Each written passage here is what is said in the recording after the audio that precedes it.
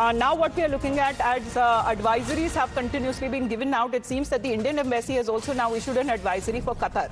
Now, Indians in Qatar have now been asked to stay indoors, and Qatar airspace that has been closed, flights that have been suspended. Indians have now been urged to follow when it comes to the security guidelines by the administration, and they have now been advised that they can exit via Saudi land border, and they are open for emergencies, and the entry visas in Qatar that has now been extended by a month. So as far as stranded Indian nationals are concerned, let's take a look as far as India and Qatar has now issued this advisory, because we are looking at these advisories that are now coming at a time when there is a sizable Indian population that resides in the Gulf. We're looking at the figure that goes up to beyond 90 lakhs. So in view of the current situation, all Indians in Qatar are requested to strictly follow the guidelines that have been issued by the authorities, and particularly the Ministry of Interior.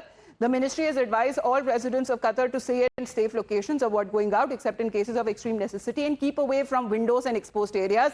The embassy is also sharing advisory of Qatar authorities through its social media channels, and Qatar airspace continues to remain closed. So that means flight operations are temporarily suspended, and Qatar Airways will provide the next update on that. And Ministry of Interior, Qatar has announced the extension of all category of entry visas that have expired are about to expire for a period of 1 month, subject to further extension in line and developments effective from the 28th of February 2026. So as far as Indian nationals, either who are living there or are stranded, have been asked to follow the advisories and the government guidelines there, because there is a risk, and a very possible risk, looking at the way that Iran has been sending drones and missiles to even other friendly countries who host the US and their military bases. With that, we're going to head into a very short break.